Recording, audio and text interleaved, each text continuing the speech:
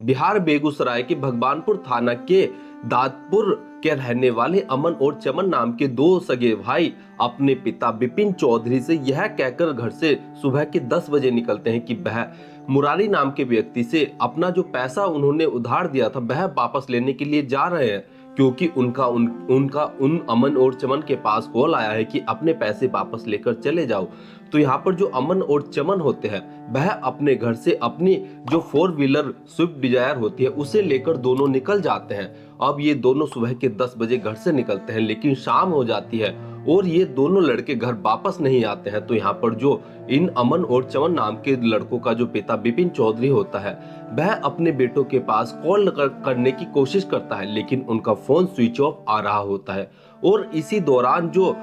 विपिन चौधरी के भाई का बेटा जिसका नाम विवेक कुमार होता है, जो कि अमन और चमन का चचेरा भाई लगता था, वह उनके घर पर आता है और विपिन चौधरी से बोलता है कि तुम्हारे दोनों बेटे अमन और चमन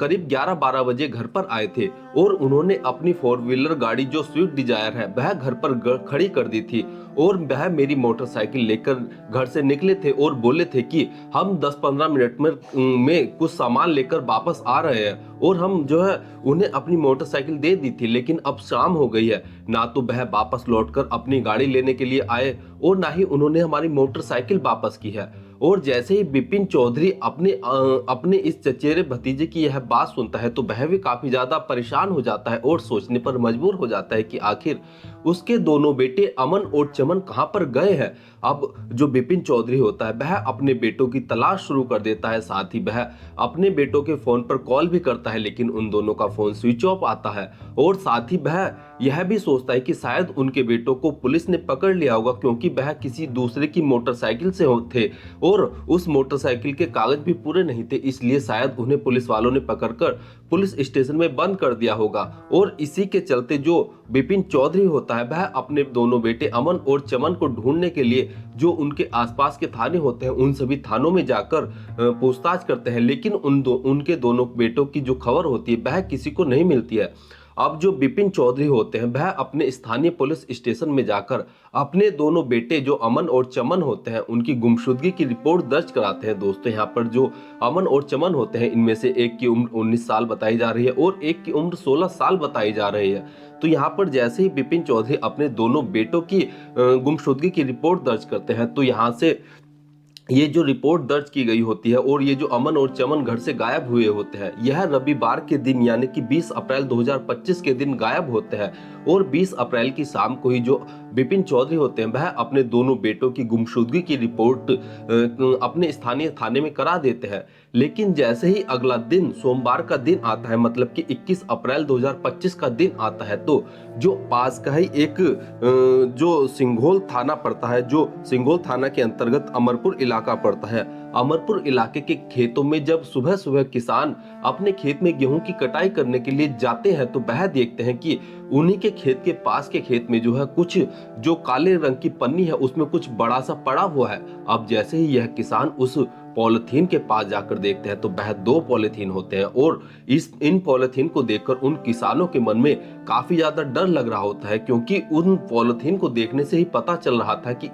इन पॉलिथीन के अंदर कुछ संदिग्ध है या किसी की लाश है। और जैसे ही किसान डरते हुए उन पॉलिथीन को खोलते हैं तो उनके पैरों तले जमीन खिसक जाती है और तुरंत वह अपने स्थानीय जो पुलिस होती है, इमरजेंसी नंबर होता है, उस नंबर पर कॉल करते हैं और तुरंत इस पूरे घटनाक्रम की जानकारी देते हैं। अब इस पूरे घटनाक्रम की जानकारी सुनते ही पुलिस भी उस जगह पर पहुंचती है, उस खेत में पहुंचती है जहां से उन किसानों ने कॉल की होती है। अब धीरे धीरे इस जगह पर, इस खेत पर जो है भीड़ लग जाती है, आसपास के लोग इकट्ठा हो जाते हैं और पुलिस वाले जो है इन दोनों डेड बॉडी को, जो कि पॉलिथीन के अंदर रैप होती है, और इन दोनों डेड बॉडी के हाथ पैर बांधकर इन्हें जो है इस पॉलिथीन के अंदर जो है पैक किया गया था। अब पुलिस वाले इन दोनों डेड बॉडी को अपने कब्जे में लेते हैं। कब्जे में लेने के बाद पुलिस वाले इनकी तफ्तीश शुरू करते हैं, इनकी पहचान शुरू करते हैं। शुरुआत में तो पुलिस वालों को इनकी पहचान नहीं हो पाती है। लेकिन जब पुलिस वाले धीरे धीरे इनकी और ज़्यादा गहनता से जांच करते हैं, साथ ही जो विपिन चौधरी ने एक दिन पहले अपने स्थानीय पुलिस स्टेशन में जाकर अपने दोनों बेटों की गुमशुदगी की रिपोर्ट दर्ज कराई थी, तो यहाँ पर विपिन चौधरी को भी पुलिस बुलाकर जब उन दोनों शवों का जांच कराती है, तो यहाँ पर जैसे ही विपिन चौधरी उन दोनों शवों को देखते हैं तो उनकी आंखों से आंसुओं की धारा बहने लगती है और वह जोर जोर से फूट फूट कर रोने चीखने चिल्लाने लगते हैं और कहते हैं कि ये दोनों तो मेरे ही बेटे हैं और इन दोनों की हत्या किसने की है, और वह काफी ज्यादा रो रहे होते हैं। अब पुलिस वालों को यह साफ हो जाता है कि यह जो डेड बॉडी है यह अमन और चमन की है, जो एक दिन पहले अपने घर से अचानक से गायब हो गए थे। अब पुलिस वाले इन दोनों अमन और चमन की डेड बॉडी को अपने कब्जे में लेकर पोस्टमार्टम के लिए भेज देती है, जहां से पुलिस वालों को पता चलता है कि इन दोनों लड़कों के सर पर जो है किसी भारी चीज से काफी ज्यादा जो है वार किए गए हैं, साथ ही उनके सीने पर भी काफी ज्यादा वार किए गए हैं, जिसके चलते इन दोनों की मौत हुई है। अब पुलिस वाले इस पूरे मामले की और गहनता से जांच करना शुरू करते हैं, साथ ही जो अमन और चमन के पिता विपिन चौधरी होते हैं उनसे पूछताछ करते हैं। तो यहाँ पर विपिन चौधरी बताते हैं कि मेरे दोनों बेटे सुबह के 10 बजे के करीब जो है एक मुरारी नाम के व्यक्ति से अपना उधार का पैसा वापस लेने के लिए गए थे, क्योंकि मुरारी ने उनके पास कॉल करके कहा था कि तुम अपना पैसा ले जाओ, और इसी के चलते मेरे दोनों बेटे अमन और चमन सुबह के 10 बजे अपनी 4 व्हीलर गाड़ी जो कि स्विफ्ट डिजायर थी उसमें उसे लेकर दोनों ही गए हुए थे। लेकिन जब वह शाम तक लौट कर नहीं आए थे तो उन दोनों की मैंने अपने स्थानीय पुलिस स्टेशन में गुमशुदगी की रिपोर्ट दर्ज करा दी थी। साथ ही जो मेरा चचेरा भतीजा था उसके जो वह उसका भी यह कहना है कि उसके दोनों चचेरे भाई थे, वह घर से जो है उसके घर पर अपनी स्विफ्ट डिजायर कार को खड़ा कर कर उनकी मोटरसाइकिल लेकर गए थे। अब पुलिस वाले इस चचेरे भाई जिसका नाम विवेक कुमार होता है, जो कि पेशे से शिक्षक होता है, उससे पूछताछ करते हैं। तो पुलिस वाले जब इस विवेक कुमार नाम के व्यक्ति से पूछताछ करते हैं तो उसकी जो पुलिस को वह जवाब देता है उनमें जो है पुलिस वालों को कुछ डाउट होता है। अब जो पुलिस वाले होते हैं वह विवेक कुमार और अमन और चमन के जो फोन होते हैं उनको ट्रैक करती है और आसपास के जो सीसीटीवी कैमरे होते हैं उनकी भी जो पुलिस वाले होते हैं फुटेज चेक करना शुरू कर देती है। साथ ही पुलिस वाले जब विवेक कुमार और अमन और चमन के फोन को ट्रैक कर रहे होते हैं, सर्विलांस पर लगा रहे होते हैं, तो इनकी जो फोन की लोकेशन होती है वह एक ऐसी जगह पर जाकर रुक जाती है जहां पर पुलिस वालों को जो है इस पूरे मामले पर जो है कुछ शक हो जाता है। बिकॉज जिस जगह पर इन तीनों के फोन की लोकेशन आई होती है वह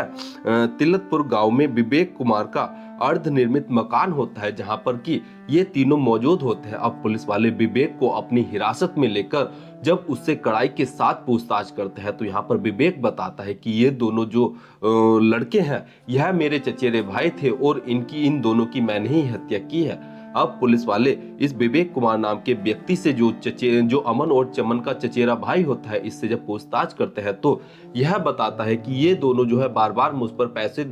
वापस करने का दबाव बना रहे थे, लेकिन मेरे पास पैसा नहीं था और इसी के चलते मेरे दिमाग में एक खौफनाक प्लान आता है। और 20 अप्रैल 2025 को जब यह मेरे घर पर पैसा लेने के लिए आते हैं तो जो मेरा तिलतपुर गांव में अर्धनिर्मित मकान बन रहा होता है, मैं उस जगह पर इन दोनों को बुला लेता हूं। और जैसे ही वहां पर ये दोनों आते हैं तो पहले तो मैं जो अमन होता है उसे बाहर से कुछ सामान लेने के लिए भेज देता हूं। दोस्तों यहाँ पर जो विवेक का अर्धनिर्मित मकान होता है वह जंगल में होता है और आसपास कोई दुकान नहीं होती है, जिसके कारण जो अमन होता है वह बहुत दूरी से जाकर जो सामान विवेक कुमार ने मंगाया होता है वह लेने के लिए जाता है। लेकिन जैसे ही अमन जो है सामान लेने के लिए जाता है तो विवेक कुमार चमन को जो है धोखे से जो है एक लोहे के हथौड़े से उसके सर पर वार कर देता है और जैसे ही चमन के सर पर हथौड़े से वार होता है तो वह मूर्छित अवस्था में चला जाता है। और इसके बाद जो विवेक होता है वह कई बार चमन के सर पर हथौड़े से वार करता है, उसके सीने पर वार करता है, जिसके चलते उसकी मौके पर ही मौत हो जाती है। और यहाँ पर जो विवेक होता है वह चमन की डेड बॉडी को अपने इस नवनिर्मित मकान में ही छुपा देता है। अब जैसे ही जो अमन होता है वह सामान लेकर वापस विवेक के घर पर आता है तो वह देखता है कि उसका भाई चमन यहाँ पर नहीं है और वह विवेक से पूछता है कि मेरा भाई चमन कहाँ पर है। तो यहाँ पर विवेक बताता है कि तुम्हारा भाई बाथरूम गया है और वह इशारा करके बताता है कि उस तरफ बाथरूम है। और जैसे ही अमन बाथरूम की ओर जाता है तो वह से ही जो विवेक होता है वह मौका पाकर पीछे से एक बार फिर से उसी हथौड़े से, जिस हथौड़े से उसने चमन के सर पर वार किया था, वह अमन के सर पर भी वार करता है। और यह वार इतनी तेज करता है कि जो अमन होता है वह भी मूर्छित अवस्था में चला जाता है। और मूर्छित अवस्था में जाने के बाद जैसे ही वह नीचे गिरता है तो एक बार फिर से विवेक उसके सर पर काफी ज्यादा हमला करता है, उसके सीने पर हमला करता है, जिससे कि अमन की भी मौके पर मौत हो जाती है। अब विवेक जो होता है वह अमन और चमन की जो डेड बॉडी होती है उससे जो है एक बड़ी सी पॉलिथीन में जो है हाथ पैर बांधकर पैक करता है। और इसके बाद विवेक को जो होता है वह मार्केट से ब्लीचिंग पाउडर लाता है और पूरे घर में उस पाउडर को छिड़क देता है। और जो घर में खून के धब्बे लगे होते हैं उन धब्बों को भी वह बहुत ही सफाई के साथ साफ करता है, जिससे कि किसी को यह ना पता चले कि यहाँ पर किसी की मौत हुई है। अब रात के अंधेरे में जो विवेक होता है वह इन दोनों की डेड बॉडी को जब पॉलिथीन में पैक किया होता है तो वह जो कि सिंगोल थाना के अमरपुर इलाके में जो खेत होते हैं, मतलब कि जो उसके तिलतपुर गांव में जो विवेक का अर्धनिर्मित मकान होता है उससे ही कुछ दूरी पर वह रात के अंधेरे में अमन और चमन की डेड बॉडी को खेत में फेंककर वापस अपने घर पर आ जाता है। और उसके बाद वह अमन और चमन के पिता के घर जाता है जो कि विपिन चौधरी का घर होता है। और वहां पर जाकर वह विपिन चौधरी से बताता है कि तुम्हारे दोनों बेटे अपनी स्विफ्ट डिजायर कार जो है वह मेरे घर पर खड़ी कर गए थे और मेरी मोटरसाइकिल को लेकर गए थे और बोल रहे थे कि वह कुछ देरी में वापस आ जाएंगे। और मैंने भी ज्यादा नहीं सोचा था और इसी के कारण जो है मैंने उन्हें मोटरसाइकिल दे दी थी। लेकिन यहाँ पर जो विवेक सच्चाई बताता है उसे सुनकर जो अमन और चमन के माता पिता विवेक चौधरी होते हैं और जो अमन और चमन की माता होती है वह काफी ज्यादा सदमे में पहुंच जाते हैं और सोचने पर मजबूर हो जाते हैं कि कुछ पैसों के लालच के चलते जो हमारा भतीजा है उन पैसों को वापस ना करना पड़े, उसने 2 मर्डर कर दिए, वो भी अपने सगे जो चचेरे भाई थे उन दोनों भाइयों के। और